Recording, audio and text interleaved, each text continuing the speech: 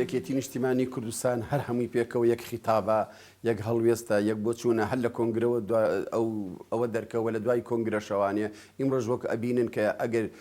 کۆمیتی سەرکردایەتی بڕیاری کۆبنەوە با ئەتوانێت لە ماوەی 24 سەعاتە کۆمیتی سەرکردایەتی کۆبێتەوانێ و هەموو پێکەوانێ یەکدەنگ بڕیارەکانی خۆمان ئەین ئەوەی کەوا لە بەرژەوەندی یەکێتی نیشتیمانی کوردستان بێ لە بەرژەوەندی کۆمەڵانی خەڵکی کوردستان بێ ئەوە بەو مانایەکەوە ئیمڕۆ ئێمە یەکێتی یەکدەستە یەکدەنگە یەک خیتابە لەسەر ئاسی سەرەوانێ لەسەر ئاسی مەکتەبی سیاسی هەواڵانمان سەردانی هەموو حیزب و لایەنەکانیان کرد و ئەهەمیەتی تەجاوزکردنی ئەم قۆناغ و ئاشتەوایی گشتیان باس کرد و ئێمە وەکو مەڵبەندی ڕێخستنی سلەیمانی ئێمەش بە هەمان شێوە لەگەڵ هەنگە لەو حیزبانە لەگەڵ بزوتنەوەی گۆڕان لەگەڵ یەکگرت و لەگەڵ حیزبی شوێعی لەسەر ئاستی مەڵبەند ئێمە دانیشتمان لەگەڵکردن و بڕیاریشان لە ئایندەیەکی نزیکە ڕەدی زیارەت بکەینەوە جارێک تر بچین سەردانیان بکەین هەمومان پێکەوانێ هەوڵ بین تەجاوزی ئەم وەزعە بکەینکەوە ئیمڕۆ بەهۆی ئەم نەخۆشیەوانێ بەهۆی ئەم قەیرانی داراییەک کە دروست بووە بەهۆی ئەم بێموچەیی و هەوڵ بین ژیانی خەڵک گوزەرانی خەڵک ئاسایش فراهەم بکەین بۆ خەڵک بۆ ئێمە وەکو مەڵبەندی ڕێخستنی سلەیمانی بەهۆی ئەوەی کەوا پێشتر ئێمە 10 ساڵ بوو کۆنگرەمان نەگرتە بوو کۆمەڵی کێشەمان هەبوو ئیمڕۆ توانیمانە لەسەر ئاسی مەڵبەند کۆمەڵە چاکسازی باش بکەین هەموو بەشەکانمان جارێکی تر بە شێوازێکی نوێ دروست بکەینەوانێ کۆبوونەوەکانمان بەردەوامە و سەردانەکانمان بۆ ماڵی شەهیدان و کەسایەتی و ئەهلی قەڵەم و ئەوانە بەردەوامە و بەردەوامی ژەبین هەتا مەڵبەند ئەو مەڵبەندی کەوا مەڵبەندی دایکە ڕووی یەکێتی نیشتیمانی کوردستانە لەم ناوچەیە بتوانین بیپارێزین هەروەکو جاران لە هەڵبژاردننی داهاتووە یەکێتی بکەینەوە بە یەکێتیەکەی جاران بیکەین بە حیزبی یەکەم لەسەر ئاسی کوردستان ئێمە باشترین وەفا بۆ میلەتەکەمان بۆ یەکێتی نیشتیمانی کوردستان بۆ ئەو هەموو قوربانی و تەسحیە و ئەو هەموو شەهیدی کە پێشکەش بە کوردستانمان کردووە و بۆ ئەوەی ڕوح و دڵە گەورەکەی مامزەلال شاد بێ و بۆی لە گۆڕەکەیە پشوو بدا وی لە گۆڕەکەیە ئاهێکی بێتەوە بەر ئەوەش تەبایی و برایەتی و یەکڕیزی ناو خۆمانە و بە تەجروبەش بۆمان دەرکەوت لە ماوەی چەند مانگی ڕابردووە کە ئەو ڕووداوانەی کە ڕوویان داوە لەبەر ئەوەی بە یەکتیمی ڕوبەڕووی بووینەتەوە لە هەمیا سەرکەوتوو بینە بەڵام ئەگەر لە کاتێکا کە هەر ڕووداوێک دێتە پێشەوە بە چەند تێگەیشتنی جیاواز مامەڵەی لەگەڵا بکەین ئەوە هەمووی بەناو دەسا بەرە بێتەوە و ئەو کاتە لە گۆڕەکەشە ڕوحی مامزەلال عەزیەتی پێگا بۆ یەکە داواکارم هەمومان پێکەوە دەست لەناو دەست و هەموو بەرژەوەندی شخصیەکانی خۆمان بدەینە لاوە و ناوماڵەکەی خۆمان چۆن ڕێکمان خستوت و باشتر تۆکمەی بکەین و بە یەکدەنگی و یەکڕەنگی ڕوبەڕووی هەموو ئەو شێشە و ئاسەنگانە بینەوە کە ڕوبەڕووی میلەتەکەمان و یەکێتی نیشتیمانی کوردستان ئەبێتەوە و پێشم خۆشە بۆ ناوچە کێشە لەسەرەکان ئەوە ڕابگەێنم کە ئێمە لەم ناوچەیە جگە لە یەخستنی ناوماڵی یەکێتی ناوماڵی کوردیش زۆر بۆ ئێمە گرینگە کە هەوڵ بدەین هەموو ئەو کێشانەی کە لە شوێنەکانتر هەیە نەهێنینە ئەم ناوچانە و ئێمە وەکو کوردش هەوڵدەین لەگەڵ پێکاتەکانی ترە لەگە عەرەب و تورکمان و مەسیحی و سەرجەم پێکاتەکانی ترە هەوڵدەین کۆدەنگی یەکماڵیەک یەک بەرژەوەندیەک ڕێک بخەین کە بەرژەوەندی بۆ هەموو لایەک دروست بکەین و هەموو لایەک بتوانن لەو چوارچێوەیە بتوانن ممارەسەی ژیانی ڕۆژانەی خۆیان بکەن پێم وایە ئەمە یەکەم و ئاخر دەستکەوتە بێ بۆ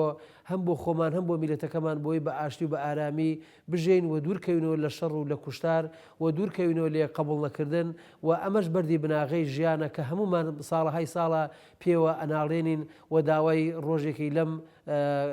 داوای ڕۆژێکی بەم شێوەیە ئەەکەین کە هەتا ئەو ڕۆژەش نێتە دی پێم وانێ ئێمە بتوانین لەم ناوچەیە پشوێ بدەین و ئاهێکی دۆستایەتی بەبەرمانە بێتەوە و بۆ یەکە داواکارم ئەمەی کە ئێستاکە لێرە باسمان کرد هەر نەبێتە بەسەن وشەیەک تێپەڕێ و بەڵکو بەکردەوە پلان و بەرنامەی استراتیژی لەسەر دابنین بۆ ئێستا و بۆ ئایندەمان هەموو حیزبە سەرچەکانی کە بڕیار بەدەستن و یەکلاکەرەوەی سیستمی حکومڕانی عێراقن بارگە سەرچەکانیان لە بەغدایە بۆیە پێویستە یەکێتی نیشتیمانی کوردستانیش بە پێویستی زانی کە بایەخێکی زیاتر بە مەڵبەندی بەغدا بدا لە ڕووی پەیوەندیەکان و لە ڕووی ڕێخستنیشەوە لە هەمان کادا کە ژمارێکی زۆر لە کورد لە بەغدا نیشتەجێ بوون بەڵام تا ڕادەیەک پەرتەوازە بوون بەهۆی ئەو قۆناغە سەختانەی کە پێدا تێپەڕن لە ماوەی ڕابردوودا بە تایبەتی لە کاتی لە هەشتاکانەوە ڕژێمی بەعەز دەستی کرد بە ڕاگواستنی کوردە فەیلەکان و بەشێکی زۆری زیندە بەچاڵکردن و دەستی کرد بە سەرسەرۆت و سامانیان و تا ئێستاش بەشێکی زۆریان نەگەڕانەتەوە بۆ عێراق و تا ئێستا کێشەی نەبوونی جنسی عراقیان هەرماوە لەگەڵ ئەم حکوومەتی ئێستای عراقیشە ئەوانە پەرتەوازێکی زۆریان پێوە دیار بوو بۆیە پێویستە یەکێتی نیشتیمانی کوردستان زیاتر تەرکیز بکاتە سەر ئەوە کوردەکان لەوێ زیاتر لە خۆی کۆ بکاتەوە لە ڕووی ڕێخستنەوە و بایەخیان پێ بدە و بەرنامەیان بۆ دانێت ئەو پەیامەی سەرکردایەتی نوێش کە بەسنی کۆنگرە هەم داوای زۆرینەی ڕەهای جەماوەر و کادری یەکێتی بوو و هەم لە کات و ساتی خۆی بوو کە کۆمەڵێک گۆڕانکاری بە دوای خۆی داهێنا گۆڕانکاری لە فۆڕم لە پەیکەر لە پێکاتە لە بیر و هزر ئێمە توانیمان بگەڕێینەوە بۆ ئەدەبیاتی یەکێتی بە پێی فەلسفەی سەرۆک مام جەلال و ئایدۆلۆژیای سۆسیال دموکرات جارێکی تر حیزبەکەمان بنیاد بنینەوە لەسەر سێ کۆڵەگەی ئەساسی کۆڵەگەیەکیان دەسەڵاتی جێبەجێکردنە تەنفیزی کۆڵەگەیەکیان دەسەڵاتی تەشریعی و چاودێریکردنە کۆڵەگەیەکیان دەسەڵاتی ڕاوێژکاریە هەرسێک بەیەکەوە ئەوە گۆڕانکاریەکی گەورەیە کە لە کۆنگرەی چار دروست بوو وەکو پەیامێک کە ئێمە بتوانین چۆن لە قۆناغەکانی ڕابردوو وێزگە بە وێزگە وەڵامی داواکاریەکانی گەلی کوردمان داوەتەوە بە هەمان شێوە لە ئایندەش بتوانین وەڵامی گەلەکەمان بدەینەوە ئێمە بەرنمەیەکی کارمان هەیە بۆ کارکردن لە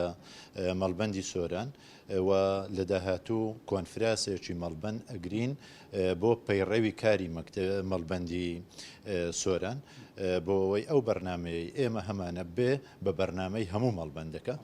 وە گەڕاوینەتەوە بۆ سەرەتایەکانی یەکێتی لە دەست و دەم و داوێن پاچیەوە دەست پێ ئەەکەینەوە هەڵسەنگاندن ئەەکەین بۆ سەرجەم کادر و ئۆرگانەکان و پۆلێنی کادرەکان ئەەکەین لەسەر ئەساسی پەیڕەوی ناوخۆ بە پێی ئەو بڕگانەی پەیوەندیدارە بە کادرەکان بە مەڵبەندەکان ئێمە هەم پێشێلی بڕگە و مادەکانی پەیڕەوی ناوخۆ ناکەین هەم چ لە ڕووی پاداش بێت چ لە ڕووی سزا بێت چ لە ڕووی ئەو ئەرکانە بێت کە ڕۆژانە ئەکەوێتە سەر شانی کادرەکانی یەکێتی لە ناو مەڵبەندەکان ئێمە وەکو مەڵبەندی سۆران سەرجەمیان جێبەجێ ئەەکەین و پۆلێنی ئۆرگانەکانمان ئەەکەین پۆلێنی کادرەکانمان ئەەکەین جارێکی تر ئۆرگانەکانمان ڕێکەخەینەوە و جارێکی تر ئامار و حیزبایەتی زیندووەکەینەوە شکۆ ئەجێڕینەوە بۆ کادرەکان بۆ ئۆرگانەکان بۆ ئەوی بتوانین بە باشترین شێوە پرەنسیپ و دیسپلینی حیزبی بپارێزین بەرژەوەندی خەڵکی کوردستان لەوەدایە کە یەکێتی نیشتیمانی کوردستان هەم خزمەت هەم خۆشگوزەرانی هەم دیموکراتی هەم ئازادی هەم عەدالەتی کۆمەڵایەتی بۆ دابین بکات چونکە هەموو فەردێک ئەوەلەن پێویستی بە ژیانێکی خۆشگوزەرانە و پێویستی بە خزمەتە و لە دواییدا پێویستی بە ئازادیەکی تەواو هەیە و پێویستی بەوەیە عدالت لەلایەوە تەنفیز بێ چۆنێتی عدالت تەنفیز دەبێ ئەمە یەکێتی نیشتیمانی کوردستان شیعارێکە و هەڵی گرتووە و ڕۆژانە و مانگانە و ساڵانە ئیشی لەسە دەکات بۆ ئەوەی ئەم میلەتە هەم خۆشی شەقام ببڵێن ئەم عەدالەتە چۆن پەیڕەو دەکە و دەیپارێزێ هەم دام و دەستگاکانی حکوومەت ئەم عەدالەتە چۆن پەیڕەو دەکەن و دادەبەزێ هەم لە داهات و خەرجەکان چۆن ڕێک دەداتەوە ئەم عەدالەتە یەکێتی نیشتیمانی کوردستان دائیمەن فراوانتر بیر دەکاتەوە لەوەی بە تەسچی حیزبایەتی یان بەوە هەر حیزبێک بتوانێت شتێکی باش بێنێ و هەر بەخۆشی ئەگەر شتێکی ببرن بۆ خزمەتی خەڵک تەقدیم کرد ئەم حیزبانە ئەگەر هاوخەباتی بن دەچێتە بواری جێبەجێکردن ئەمە پێمان خۆشە ئەم هاوخەباتیەمان یان ئەم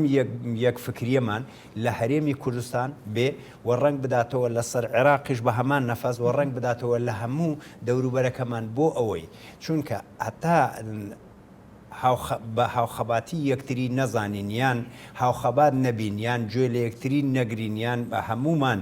نەچین وەک پەنجەی یەک دەست نەبین لە ناو کوردستان و لە عێراق و لە دەوروبەر ناتوانین بەو شێوەیە کە دەمانەوێ ئیستقلال لە وڵاتە دروستکەین. بە ناوی خۆم و هەواڵانم لە مەڵبەندی هەشتی ڕێخستنی خانەقی پیرۆزبایەکی گەرم ئاراستەی هاوسەرۆکانی یەکێتی دەکەم و ئەندامانی مەکتەبی سیاسی و سەرکردایەتی و هەموو ئەندامان و کادران و جەماوەری یەکیەتی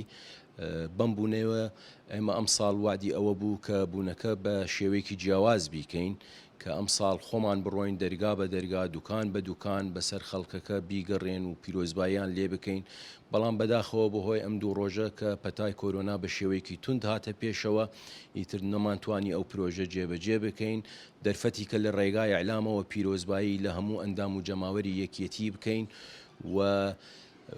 وعدیان پێ ئەدەین کە سەرکردایەتی تازەی یەکیەتی لەسەر ڕێبازەکەی جەنابی مام جەلال بەردەوام دەبین و یەکێتی ئەبینەوە بۆ یەکێتیەکەی جاران و لە خزمەتی خەڵک و ملەتەکەی خۆمان نەبین. دەڤەری هەڵەبجە و شارەزور و هەورامان پێنجێن توانم بڵێم هەمیشە لە مێژووی یەکێتی نیشتیمانی کوردستانە پێگەیەکی گرنگی هەیە بەشێکی زۆری شەیدەکانی یەکێتی سەرەتای شۆڕش لەم منتیقەوە بووە خاوەنی خەڵکانێکی زۆری تێکۆشەرە بۆیە لەم یادە پیرۆزەدا ئێمە پەیامان ئەوەیە کە بە ڕۆحی جەنابی مام جەلال سەرۆک و ڕابەرمان ئەڵێن دڵنیابە یەکێتی لە دەستێکی ئەمینایە هەروەکو کۆنگرەکەمان سەرکەوت بە هەمان شێوە بە بەرنمەیەک ئەچینەوە خزمەت خەڵکی کوردستان و ئەزانین کە ئێستا خەڵک کێشەی بێموچەیی و گوزەرانی خراپە یەکێتی ئەبێ هەوڵدا بەرپرسیارەتی خۆی هەڵگرێت و ئەوەی پێیەکرێ لە ڕێگەی ڕێکخراوەکانەوە لە ڕێگەی خەڵکانەوە لە ڕێگەی حکوومەتی هەرێمەوە پەیوەندیەکانی خۆی لە بەغدا ئەخاتە گەر بۆ ئەوەی وەزعی هەرێمی کوردستان و خەڵکەکەی باشتر بکات بێگومان یەکێتی وەکو لایەنێکی سیاسی گرنگ لە هەرێمی کوردستانە وەکو خاوەن مێژوویەک وەکو حیزبێکی پێشەنگ بەرپرسیارە بەرامبەر بە ژیانی خەڵک و هەموو هەوڵ و تەقەلایەکێ بۆ باشترکردنی ژیانیان چونکە ئەو خەڵکە سەرچاوە و وزەی یەکێتی نیشتیمانی کوردستانن بە یەکێتی و هەموو حیزبەکان و شۆڕشی خەڵکی کوردستانەوە ماندوو بن بۆیە کاتێتی کە هەمیشە لەگەڵ خەمەکانی خەڵکا بین و سەر کێشەکانیان قسەی جدیمان هەبێ و هەڵوێستی گرنگمانە بێت.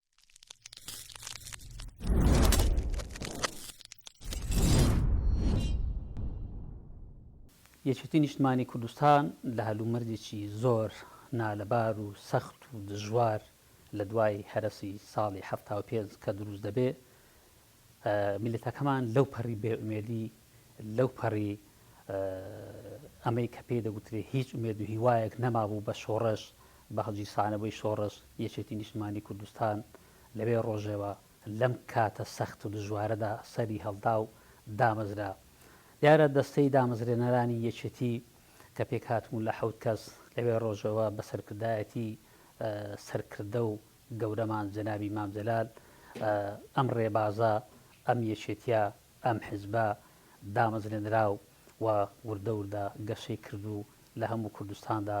بەڵاو بۆەوە و ڕۆژ بە ڕۆژ هێزەکانی پێشمەرگە ڕێخستنەکان پتەوتر و پۆڵایەنتر و باشتر دەچوونە جێگای خۆیان و جێگیر دەبوون. دیارێکێتی نیشتیمانی کوردستان دوای ئەم هەلومەرجە نالەبارە هەموو قۆناغەکانی ڕزگاری نیشتیمانی تێپەڕاون و 10,000 شەهیدی بەخشی لەم پێناوەدا و بۆیە کە یەکێتی نیشتیمانی کوردستان خۆی بە خاوەنی ڕاپەڕین و پەرلەمان و حکوومەتی هەرێم دەزانێت و خۆی بە خاوەنی دەستکەوتەکان دەزانێت بۆیەش هەمیشە داکۆچی لە حکوومەتی هەرێم و لە دەستکەوتەکانی و لە پەرلەمان و لە نووسینەوەی دەستوری عێراقیش کە پشتی شێری بەرکەوتووە بە هەمان شێوە لە دەستوری عێراقیش لەسەر نەخش ڕێگای سیاسەتی عێراقیش یەکێک بووە لەم حیزبانەی کە جێگای دەستی دیارە بۆ داهاتووی عێراق و مافە دەستوریەی نەتەوەیەکانمان و بزات و زیاتر و ورتر و ڕوونتر لەسەر مادەی 140 و کەرکووک و کوردستانێتی کەرکووک و ناوچە شێسە لە سەرەکانی یاخود ناوچە داگیر کراوەکان ئەمیش بە هەمان شێوە خەباتی نەفساوی یەکێتی نیشتیمانی کوردستانە کە بەردەوامە لەگەڵی و هەمیشە کە کاری بۆ دەکا لە ڕێگای دەستوری عێراقەوە ئەم مافە نەتەوەیانە دەستەبەر بکات و لەسەر کوردستانی بوونی کەرکووک و ناوچە چێشە لە سەرەکان ممچینە بە هیچ شێوەیەک کە جەنابی مام جەلال کە باز لە کێشەی کورد دەکا کە دەڵێ کەرکووکە و فەقەت کەرکووک بەڵێ ئەمە وەکو نەخشە ڕێگایەکی دیاری کراوی یەکێتی نیشتیمانی کوردستانەوە بۆ یەکێتی هەمیشە شێرگیرانە پێداگیری لەسەر ئەم مافە دەستوریانە دەکات و دیارە لە بۆ داهاتوو ئەم سەرکردایەتی تازەی ئێستامان کە یەکێتی نیشتیمانی کوردستان زۆر خەڵک پێیوا بوو کە کۆنگرە دەبەسترێ یاخود نابەسرێ یاخود کۆنگرە دەبەسترێ سەرکەوتو دەبێیانە دیارە یەکێتی نیشتیمانی کوردستان کۆنگرەی لە کۆنگرەی چواردا زۆر بە سەرکەوتووی و بە بەرنمەیەکی نوێوە سەرکردایەتێکی نوێ و تازە هاتە گۆڕەپان و یەکێتی بەرەو نوێبوونەوە بەرەو هەستانەوە بەرەو گۆڕانکاری دەستی بەکار و بەرنامە و پلانەکانی خۆی کردووە. دیارە ئێمەی مەڵبەندی چواردەی ڕێخستنی کۆیەش لە چوارچێوەی ئەم بەرنامەی سەرکردایەتی یەکێتی نیشتیمانی کوردستان و سیاسەتی هاوسەرۆکەکانمان و مەکتەبی سیاسی و ئەنجومەنی سەرکردایەتی یەکێتی نیشتیمانی کوردستان بەڵکو یەکانگیر و هاوتەری بن بۆ جێبەجێکردنی بەرنامەکانی ئەم حزبەمان. سەرەتا ئێمە پێمان وایە کە یەکێتی کە چۆن لە خەمی خەڵکدا بۆ یەکێتی کە چۆن خاوەندارەتی خەم و پەژارە و مەینێتیەکانی کۆمەڵانی خەڵکی کوردستان دەکا لێرەدا لە نێو هەموو حزبەکان کە دەبینین تیمەکەی یەکێتی نیشتیمانی کوردستان لە ناحکومەتی هەرێمی کوردستاندا ئەم خەمخۆری پەرۆشەی هەڵگرتووە بچۆتە بەغدا و بۆ دانوستان لەسەر بژێوی ژانی خەڵک قسە دەکا بۆ ئەوەی کە بتوانێت بژێوی و موچە و قوتی خەڵک دابین کە ئەمەش خەمخۆری پەرۆشەکەی یەکێتی نیشتیمانی کوردستانە کە لە ڕێگای تیمەکەمانەوە لە حکوومەتی هەرێمی کوردستان ئەم هەڵ و تێکۆشانەی کردووە و خۆشبەختانەش دەرەنجامی باشی بۆ وەرە داهاتووشدا دەرەنجامی باشتری دەبێت. دیارە یەکێتی نیشتیمانی کوردستان داکۆچیکارە لەسەر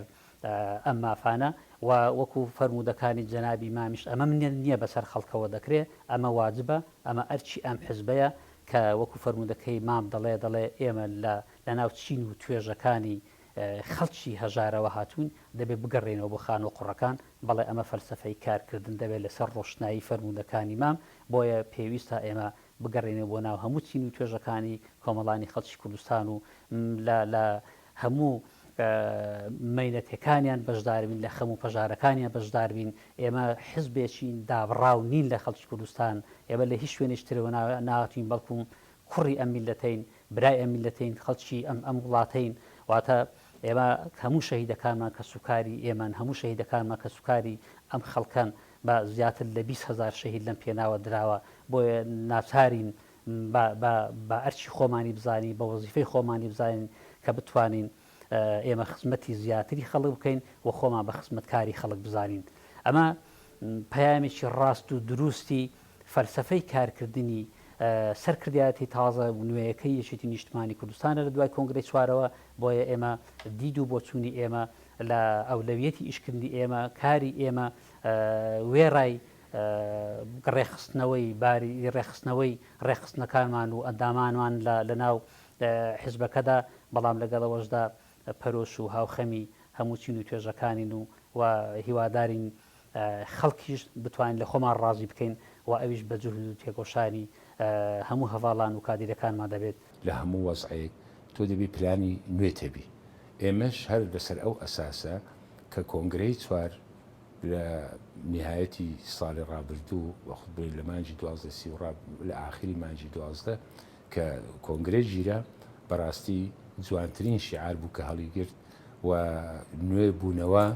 و یەکێتی دەبی خۆی نوێ بکاتەوە یەکێتی دەبیتەوە یەک دەست یەکێتی دەبیتەوە ئەو یەکێتی جاران کەوە هەموو ملت چاوی لێبوو و دەبی وە فعلەنیش ئێستاکەوە بەرهەمەکەی دەبینن و هەنگاو بە هەنگاو بەرەو نوێبنەوە دەڕۆین و ئێستا ئەو ڕێگایش بەرنادەین بڕیارمانداوە و عهد و پەیمانیشمان تازە کردیتەوە لە سنووری ئەو مەڵبەدەی تەنها کورد و عەرەبی لێیە خەڵکی تری کەم لێیە. جا لەبەرەوە ئێمە دەبی هەوڵ دەین پەیوەندی چاک و تێشیان بگەینی ئەمەش بە ئسلوبی دەوێتن تێی بگەینی بگەڕێەوە بۆ مێژوو تێی بگەینی کاکە لە مێژوو ئێرە شوێنی ئێمە بوو ئەو شوێنی ئێوە نەبووە ئێوە کە هاتوونە بۆ داگیرکاری ئێستا کە واسە داگیرکاری بن بڕۆنەوە شوێنەکانی خۆتان و وازمان لێبینین چونکە ئێمە تەنازولی لێ ناکەین تازە کورد گەیشتە قۆناغەکی نوێ.